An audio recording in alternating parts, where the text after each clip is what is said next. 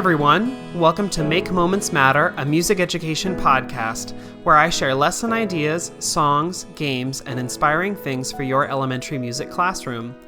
My name is David Rao, and I am the music teacher who blogs at makemomentsmatter.org. This episode of the podcast is a replay containing the audio version of a Musical Mondays live video. If you're not familiar with Musical Mondays, every Monday night at 8 p.m. Eastern Time, I go live on Facebook and Instagram to share about the lessons that I'm using in class with my students. I give a recap of my kindergarten through 5th grade lessons, and then do a deep dive about one grade level and share the books, instruments, songs, and process that I use to teach the lesson to kids. This podcast episode contains all the audio from the Musical Mondays video, but if you'd like to see a replay of the video itself, you can find a link to the archived video on YouTube when you click the link in the notes for this episode. Thanks so much for tuning in. Here's the show. Hey everyone, my name is David Rao, and I'm a music teacher who blogs at makemomentsmatter.org. You can also find me on Facebook, on Pinterest, Patreon, Instagram, a variety of places when you search for my name, David Rao, or Make Moments Matter. Today I'm going to be talking about my concert that I had last week called The Day the Crayons Quit, based on the book The Day the Crayons Quit. I'm going to be going through all the songs, all the little extras, the things I did, all the stuff. I'm going to talk through all of that and share good stuff, bad stuff, things I adapted. All that's coming in just a second. I got to talk about a couple of housekeeping things. First, if you want to find any of the links, things I talk about in this video, there's a whole page on my blog dedicated to that. You can go to makemomentsmatter.org and click the video tab, or just click it wherever you're listening, watching to this, and you should be able to find at the bottom of the caption a link directly there. I have a couple upcoming fun workshop things if you're interested. I was just this last week in Central Ohio, in Columbus, for the Central Ohio Orff chapter. This weekend I'm going to be in Utah, in Salt Lake City, for the Utah Orff chapter. I'm really excited to be out with my friends out west. And then a couple more upcoming things. Summer courses, I talked about those last week. If you're interested in taking level 1 or level 2 with me, there are a couple opportunities to do that this summer, and those are on my blog linked in there. But if you're in Texas, if you are in the Forney, Texas area, which I think is like, Greater Dallas, I'm going to be doing a workshop sponsored by West Music with the Forney Independent School District. That's going to be in Forney, Texas, on April 26th. So if you're in the area, we would love to have you. It is a free workshop. You just have to sign up and register, and the registration is opening soon. So I will put a link to that, but just put it on your calendars, April 26th, if you're in Forney, Texas. Come on out. It's going to be a great workshop. And thanks to West Music for making that happen. Okay, one more thing. If you are a listener, watcher of these videos, and you like to go back later, so I got a fun email, and by fun, I do not actually mean fun, but I got an email from Facebook saying, hey, we're changing our policy. So pretty soon, instead of keeping live videos that you've done live, we're only going to keep those for 30 days, and then they're going to go away. So that's fun. So me sitting here thinking, I have done 30 of these videos for the last 7 years. Do I have to go change? Like, I don't even mind downloading the videos to save. They're all on YouTube anyway. But like, to change all the links that are going to like go dark when Facebook changes that. Anyway, just know if you're like going through my website, you're like, hey, I want to watch this video, and you click a link to Facebook, it doesn't go. It's linked somewhere else. I'm going to figure all that out. It's just going to take a little time. So just know Facebook decided to give me weeks and weeks and weeks of work trying to track down all of these links that are going to go dark. Anyway, God bless. Thanks, Facebook, for yet another change. Love it when Facebook updates things just like this. Okay. So first, before I talk about anything else, so this book, The Day the Crayons Quit, it's a super fun book by Drew DeWalt and illustrated by Oliver Jeffers. Super cute book, super fun book. Lots of kids know it. There are other iterations and changes there, sequels and stuff like that. It's a super fun book. I did not read it verbatim. I changed things up. I moved things around. The cool thing about this book is, if you don't know the book, the first part is like, oh, Duncan wants to go coloring, but then instead of finding his crayons in his box, he finds a bunch of letters instead. And the letters, each one is a standalone letter. So it's like a letter from the purple crayon saying yada, yada, yada. A letter from the black crayon saying yada, yada, yada. The only ones that are connected Green is connected to orange and orange and yellow cannot be separated. All the rest, you can take one out, put one in, do whatever you want. You can move them around. I moved them around. It worked better for my concert. And so I did not read it straight from the book in the order that it comes, because it does not need to be sequential. You can change things around. So that was one of the reasons I loved using this book for this concert, because I could pick and choose the crayons I wanted to do. I didn't have to do them all. I could do them in sort of a new way. It's totally up to you. So that's the cool thing about this book. You can make changes and adapt however you want. So when doing concerts, my general thought about philosophy is I don't want to take time away from what I'm already doing with students to teach songs that I'm going to use once and only once in this concert that are not curricular. I don't like doing that. If I'm going to do a concert, I want to teach things that we are already learning in class, that I'm not going to just teach just for this concert, just for this one reason. I want to, for the most part, teach things that we are going to use over and over that maybe would have been planned in my curriculum anyway.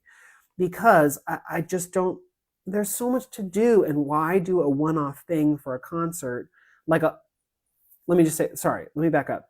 I might do one or two songs that are just for this one concert that I would not normally do. But I wouldn't do a whole concert of all stuff and spend 6 to 8 weeks or whatever planning, playing, preparing non-curricular, because that just takes away so much. And so I make it, and I intentionally do this so that I am teaching all my curricular things. Kids are getting their learning, and it can be thematic. So that's what I planned. That's what you're going to see in here. The other thing that I do, I try and be really intentional about, is for every concert, I try and make sure that there is a chance for each class to have their own, each homeroom to have their own song, their own moment, their own whatever. So in this grade, which I did with second grade, I have 4 sections, 4 homerooms. And I tried to have each homeroom have its own song or poem or story or whatever. Why? Well, because one, it means that class gets to come forward. The parent gets to get a front row picture taken of their kid. Their kid is singled out. It forces them also to be independent of the large group, independent of the collective. So now that class, they have to be a little louder. They have to be a little stronger. They have to be more reliant upon their own class, because it's just their class. It is not the whole grade level. So I love pulling classes out like that. The other reason I love doing this is how long it takes to teach stuff for a concert, right? Well, if I do it this way, where each homeroom has their own song, their own idea, their own whatever, that means that in 1 week of teaching, I can teach their song to their class, and in 1 week, if it takes a day of class to teach this song, whatever, for their homeroom, it might be 1 week, but I am teaching 4 songs for the program, because Miss Dolan's class is different from Miss Smith's class, is different from Miss Peterson's class. So that each class, I'm getting 4 songs out of that 1 week of instruction. So it sort of makes your program a little bit longer, because I sometimes stress about, is my program long enough? It makes your program a little longer. It features that one class, and it is curricular. So that's sort of my thought about concerts. And philosophy a little bit about why I choose to do the concerts kind of like this.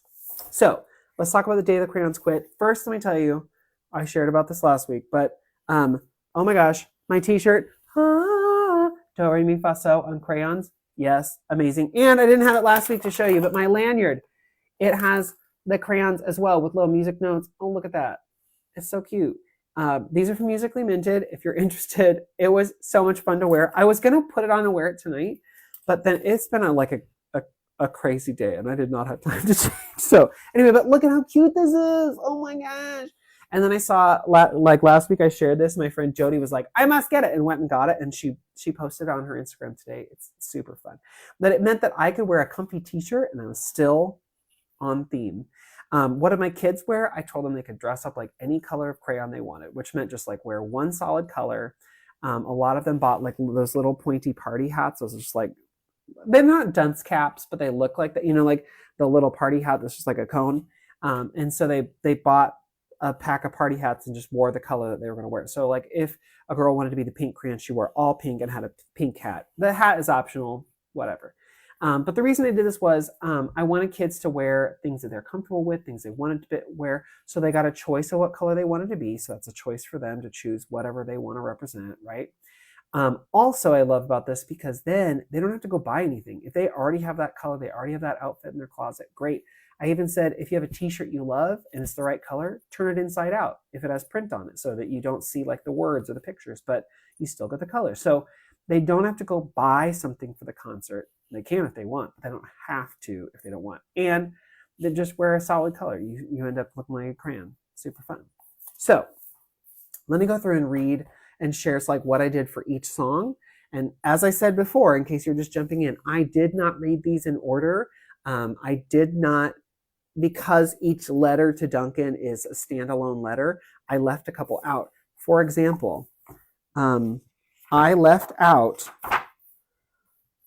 here it is, I left out the peach crayon because the peach crayon is, hey Duncan, it's me, Peach Crayon. Why did you peel off my paper wrapping? Now I'm naked and too embarrassed to leave the crayon box. It goes on. I did not want this to be part of my concert. I didn't want to have to write a song about it. I didn't want to figure it out. I was like, nope, we're going to leave that one off. I don't want any controversy with some parent being like, why are you doing a song about a naked crayon with my second grade? Like, no. So I left it off because don't need it in there. Anyway, so that's the cool thing about this book is that you can make changes as you want. So we started out with the intro to the book. Oh, and sorry, one more thing. We started with the intro to the book, which I did a voiceover for. So this very first page that says, one day in class, Duncan went to take out his crayons and found a stack of letters with his name on them. And then I sent an email out to my staff saying, do you want to be a voiceover artist? And I had 11 different staff members read a different page from the story. So I had different voices voicing the different crayons, so it wasn't just my voice over and over again. You could have students do it if you wanted, but I generally don't give speaking parts to anyone younger than third grade. I just feel like it's a lot of work for me. It's anxiety for kids. Why? I could go more on that, but that's a whole nother video. Okay, so I had teachers do it. The kids loved that they heard teacher voices. I had some second grade teachers, since this was a second grade concert. I also had a gifted teacher. I had a para from the special ed department. I had a couple specials teachers. The principal lended her voice. I mean, there were so many different people. It was fun to bring in people from around the school and read the different crayons. But I did the opening, and then we read the red crayon, and I did the song Ida Red. And Ida Red, it's like a circle song, and there's like a switching thing. And generally, I think the game that I first learned it with was Duck, Duck, Goose sort of game. So the song goes, down the road and across the creek, can't get a letter but once a week. Ida Red, Ida Blue, I got stuck on Ida too. And then I think you're supposed to do like a chase game. But I have enough chase games, so I didn't need that. Plus, also, I was like, how would I do that on the risers? So instead, when I taught this song, as we did the circle game at the beginning of, I started this in like, I think I might have even done this before winter break in December or whatever. But they would go around, and when they got, I got stuck on Ida too, the kid who's skipping around the circle stops, and they tap someone on the shoulder. That kid turns around, they do rock, paper, scissors. If the skipping kid wins, he gets to keep skipping. She gets to keep skipping. They get to keep skipping. If the kid loses, the skipper loses, they have to switch spots. So that's how I taught this song. They didn't know as part of the concert, I just knew as a song, a game song. So there's one kid skipping around. They rock, paper, scissors at the end. So it ended with, Ida Red, Ida Blue, I got stuck on Ida too. Rock, paper, scissors, shoot. And then they had to switch or not. If a kid skipped around and won 3 times in a row, I called him a super skipper, and they got to choose another kid to skip with them. So eventually we had 2 or 3 skippers going around. I just taught this as an opening to class. Like I said, I think in like December. They didn't know it's part of the concert. They didn't care. It was a fun game. And they got to do rock, paper, scissors. How did that change for the concert? Well, we stood on the risers and we sang the song. And then I got stuck on Ida too. They turned to the kid next to them. They did rock, paper, scissors on the risers in the moment. And there was not like, if you win, you advance. If you win, you change. Just like, if you win, you win, right? And the kids were like, great, we love it. So we did that song. It's pretty short. I think we did it like 4, 5 times in a row and called it good. So it was super fun to do that. And it was an easy song, one that we were already doing anyway. Is a super great song, nice pentatonic song, one that I can bring back and play on instruments. I could bring back and do other stuff. I mean, there's so many things I can do with it now, but we learned it and played it, and it was a great song to start with. Then came the gray crayon and the beige crayon. The gray crayon complains that he gets used too much for like humpback whales and rhinos and hippos. He's like, I'm getting used too much, I'm tired. The beige crayon complains that no kid wants to use beige because beige is like, he's like, you only color me for like turkey dinners if I'm lucky, and like wheat. Like, what kid wants to color wheat? And I'm not brown. I'm not light brown, and I'm not dark tan. I'm beige. I'm my own thing. So gray and beige I lumped together. There was a song from Parachutes, Ribbons, and Scarves, Oh My by Artie Almeida. It's the the trepak from the Nutcracker, right? And we learned it with ribbon wands, where do I have a ribbon wand with me? It's this little thing in her book where it's like, and the song follows an AABA form. We learned this around Christmas when we were talking about the Nutcracker, right? With all multicolored scarves. It was fun. It was easy. Well, then I was like, I just want to reuse that lesson. It looks so cool. It's so fun, but like, multicolor, what am I going to do? So I had parents, there was another project that I'll talk about a little later where parents donated ribbons. So I asked for beige. It's really like a champagne color. I asked for beige and gray ribbons. I got a bunch of them. I'll talk about this ribbon project in a minute, but they come in rolls of like 50 yards. So that's a lot. I had 80 kids in this grade level. So I got two, like a gray roll and a beige roll. It was like $6.99 per roll. Okay. Oh gosh, I forgot if I do this, that like Facebook tries to balloons. If balloons just showed up on the screen, I'm sorry. Anyway, so I got gray ribbons and champagne ribbons, right? I cut them up a yard long, and then I got these little hair ties from the Dollar Tree. They're brown, beige, they're brown. That they came 30 for $1.25. I took the hair tie, I took the yard long fabric, and I just tied a knot around this. So kids could wear it like this, or they could hold on to the end. We took the same routine, and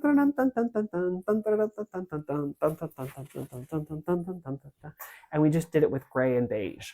And so it's like gray and beige are the unwanted colors, or the colors that don't get to do the fun stuff. Now they get to do the fun dance just with the right color. This was really inexpensive to make all these props, and now we can use them forever. So like here I am with my huge, all my grays and all my beiges. But it was a super easy to adapt that lesson from Artie Almeida's book and just change the colors. Then came the purple crayon, and the purple crayon was one of my special songs for just the class, and just one class. So Miss Smith's class, purple crayon talks about you're doing a really good job of coloring like wizards and grapes and dragons all purple. I love it, great work. But the purple crayon says, but you're a little messy, like you're coloring outside the lines, and that frustrates me. So get it together. So one of the things that I like to do is go to source books that I really trust and pull out things that I know already work. So I went to this book. Last week I talked about this book, the Rhythmische Übung, which is a book you often get in Orff Level 1. It has a bunch of body percussion pieces and rhythm pieces. And I talked last week about how I created the orange and yellow song. So if you want to go back and look at that, you can and watch that video. But I went through and I like tried to find a poem or a thing in here that I really, really liked. And I found one on page 20. It's number 68. And it's just an easy little piece that has an A section and a B section, and you could do with body percussion. So I taught it with a poem that I made up in body percussion when I first did it with the class. And the poem ended up like this. Grapes and dragons, wizard hats are all perfect purple but messy. Grapes and dragons, wizard hats are all perfect purple. So clean them up. So this just follows basically the A section of the Rhythmische Übung piece, right? Only instead of body percussion, we just had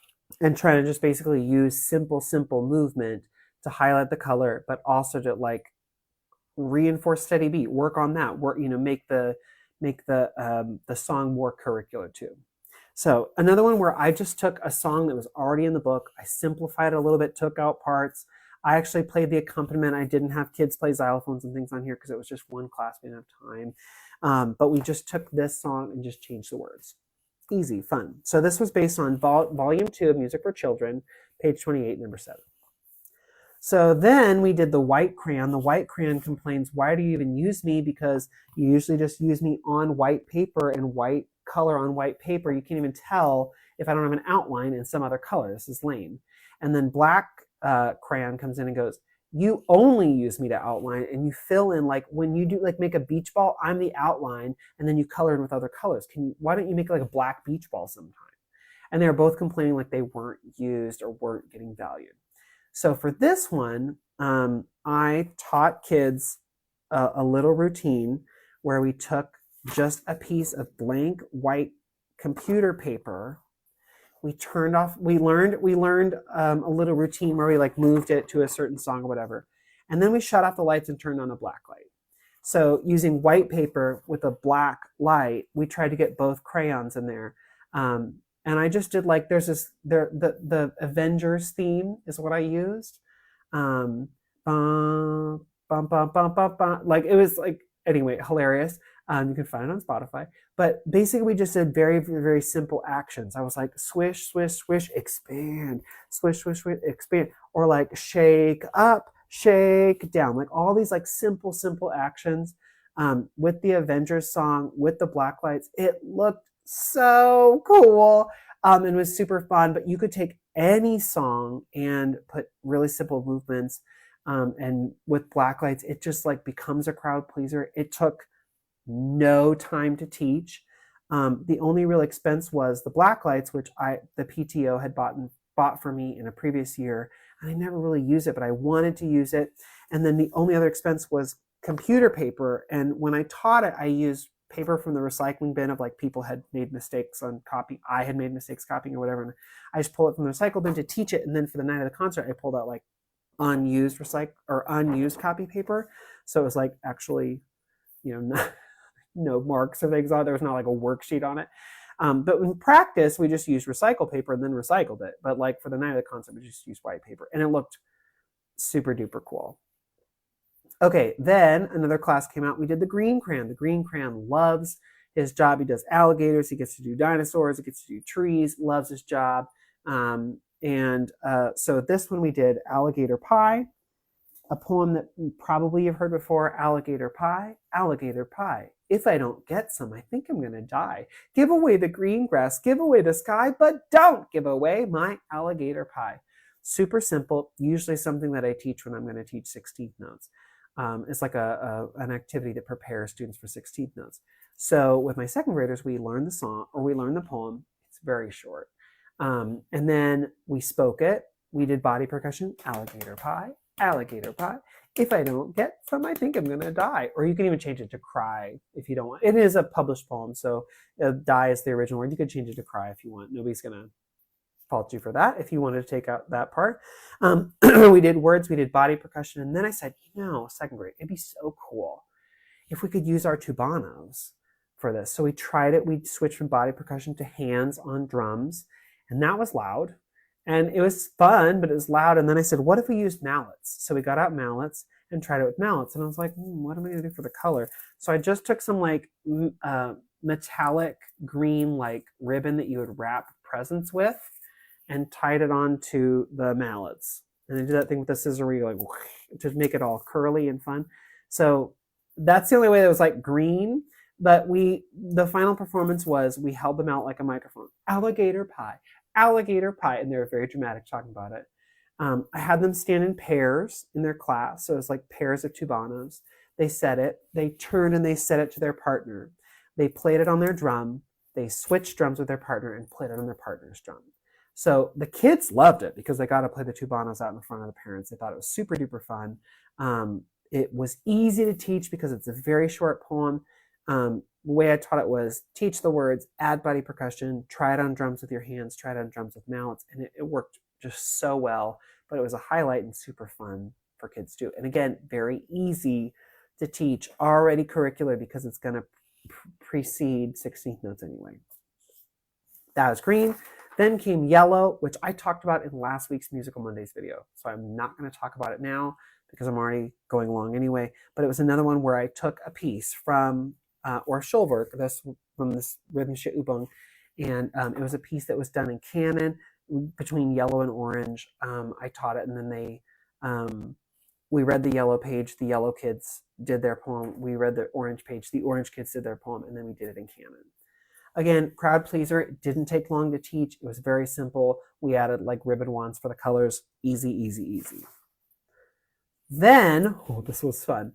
Then came the blue crayon. The blue crayon is like, oh my gosh, I love you're using me for streams and rivers and rain. It's great, except you use me so often. I am so short and stubby. I can't even see over the rail in the crayon box anymore because you're using me so much. Can you not use me maybe quite as much? Okay, so because it keeps talking about rain and water and whatever, with my class, we talked about how to make rain using body percussion. I did a Musical Mondays video about this a couple weeks ago. I will link it in the description. But we started with, like making sounds, random body percussion, pat, and to make it sound like it's raining. So what the kids did was they did that from the stage. They were up there. They started making these rain sounds. And then as the rain, it got bigger, it got bigger, bigger, bigger. It got smaller, got smaller, got smaller. As it got smaller, I on the piano did the slow little introduction to, I don't care if the rain comes down, I'm going to dance all day. And once the rain had finally stopped, I sped up, I got louder, and I started playing. And then we got ready and they sang. We just did that 2 times through. Another really easy song. That is good for them in this grade because it's a bigger range than maybe that we have done in first grade and whatever. So it's another fun, easy song that fits right in with what I want them to do anyway. And we just did the first part. We did adding in making rain sounds. That was a super cool crowd pleaser too. The last song is the only one that is maybe not curricular, but I'm going to say it's still curricular because it fits in with the art teacher. So this last song was like, okay, so the end of the book, all the crayons, Duncan uses all of them. He takes their suggestions, he uses their ideas, and he changes his practice basically. So like he uses the black for more than just outlines, and he uses the white in certain places, and he stops using the blue so much, and he follows what they say. So the last song, I went on to Music K8, and I found this song called Rainbows Rock. Guess what? I already owned it because I went and looked online, and then I had already, like a previous music teacher before me had purchased it in 2004. They bought this and we had it in the, in the cabinet. So I already had it. So I pulled out the book and it's this cute little song. It's like red and orange, yellow too, green and blue, indigo, violet too. It sings that part again. And the chorus goes, rainbows rock, colors in the skies, rainbows rock, twinkling in your eyes. That would have been fine. But I changed the words to colors rock, we have just begun. Colors rock, we need everyone. So pull the theme together, right? It's got a super fun little track. I feel like it sounds like, I don't know. It sounds like Carly Rae Jepsen. I don't know how to describe it. It's just fun. But anyway, I already had the song. So I wanted to make it a little more exciting. I had this project in mind for years. I wanted another movement prop. And so for years I had wanted to do this. And this is the perfect opportunity. And I asked parents when I announced the concert a couple months ago, I asked them, if you're interested and willing, would you please donate all different colored satin ribbon? And I said, in case you would want to donate to the program but don't have ribbon to give, here is my Amazon wish list of all the colors I would love to have. And I sent that home to parents. And I didn't get all the ribbons I'd asked for, but I got a lot. In all the colors, red, orange, yellow, green, blue, indigo, and violet, right? And I asked them for these little metal rings, and the metal rings, they're like made for like crocheting and stuff. It's like a craft project thing. You can get like 12 for $10 or something. So I asked parents to donate ribbon and these little rings, and we made a ribbon ring for every color.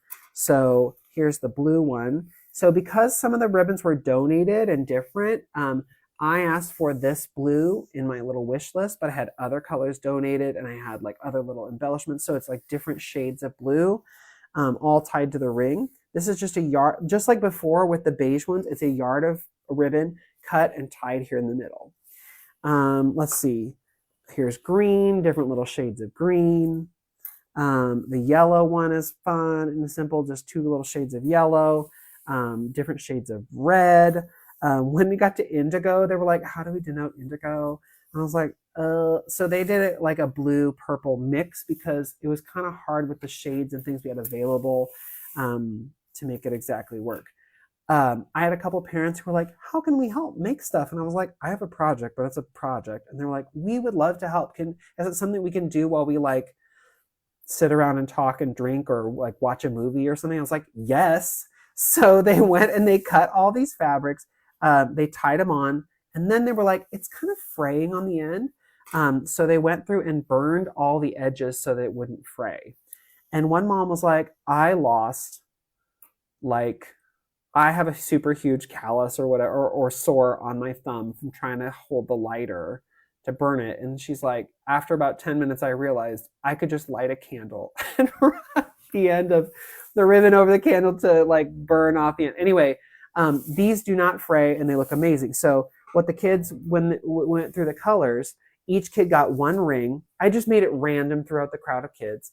And when I got to their color, they got a shake. So the first one was like red and orange, yellow too, green and blue, indigo, violet too. So if I'm the red kid, I only shake on the red. Easy. On the intro, you got to shake and move. On your color, you hold up and shake, and then you sing the rest of the time. For the chorus, we did colors rock. We have just begun. Imagine 80 kids doing that in all different colors. Colors rock. We need everyone. It's very simple, very easy, but it looked so cool seeing all the colors all moving together. And now I have 80 of these rings. And I even said to parents, I was like, I know it's an ask to ask you to donate this. Each of the rolls of ribbon that I asked for, it was like $6.99 for each. It came in 50 yards of ribbon. So I got a lot of ribbon. And I said, I know it's an ask to ask for this, but if you're interested and you want to donate to your kids' program, we would so love it. And just know that like once we have these, we're going to use them for years and years and years and years, because it's not just like crepe paper, like streamers. Like these are nice satin ribbons with really like good metal rings. We will use these in all grades forever and ever until the end of time. So these were super cool and fun. And this was like a super nice that like, oh my gosh, the 3 moms who like did all these tying and burning and whatever, I was like, I'm going to give you front row seats. Thank you so much. I owe you like a case of wine. But anyway, so it's a super fun now prop that I have. I have 80 of them and I can use them for anything. So, and then that was the end of the show, and it was super fun, and parents got to, take pictures and do whatever and head out. And now all this stuff that I've done, I'm going to keep and save and put in a bundle and maybe reuse someday. I don't really use programs more than once, but I might for this one because it was a great one. It was super fun. I hope this gives you lots of ideas. I'm going to put in on the links page, I'm going to put links to those other 2 videos I've already done about blue and yellow orange, those songs. I'm going to try and do a blog post about this too and post all that stuff there. But I'll put links to the specific songs, especially Rainbows Rock, because that's the name of the original song I pulled from Music K8. Otherwise, if you're curious and you don't find the answer on the links page, send me an email and I'll try and answer that the best I can. But I just hope you can see like you can take content that you're already doing in your classes or would already do in your class, alter things a little bit, but you can keep doing the curricular things you are already going to do. I did canon. I did 16th notes is I didn't call them out. We didn't talk about any of that, but like they experienced it before they're going to need to have that labeled. We did different parts. We did harmonies. We did I mean, like there are so many different things that we did in this that is curriculum and is right on track for what I want kids to experience. But they also had such a fun time. So you can make a really cool concert that's fun and exciting to watch and be a part of, but also keep it curricular. And it was also based on a book, right? And so it was so fun. I even had parents who were like, we went out and bought the book, and now it's at home with our home library or whatever. So so many things you can do if you want. I don't see any questions on Facebook. I do see one on Instagram. Do you do coaching one-on-one for ORF via Zoom? Oh, I could. Actually, no, there's a thing on Patreon if you're interested. So Leslie, send me a message. We'll chat about that. Someone else said, can't wait to see you in Texas. Oh, I'm excited. I said this at the beginning of the video, but I'm going to be in Forney ISD, Forney, Texas on April 26th. I'm also going to be at Salt Lake City at the Utah ORF chapter this Saturday, March 8th. And if you're interested in learning more about ORF and how you can make it accessible, I am teaching ORF Level 1 and ORF Level 2 this summer. So send me a message. We'll find times to do that. This was a very long Musical Mondays video, longer than normal. Thanks for coming along if you're still along with me. And I will see y'all next week for another Musical Mondays video. All right, bye everyone.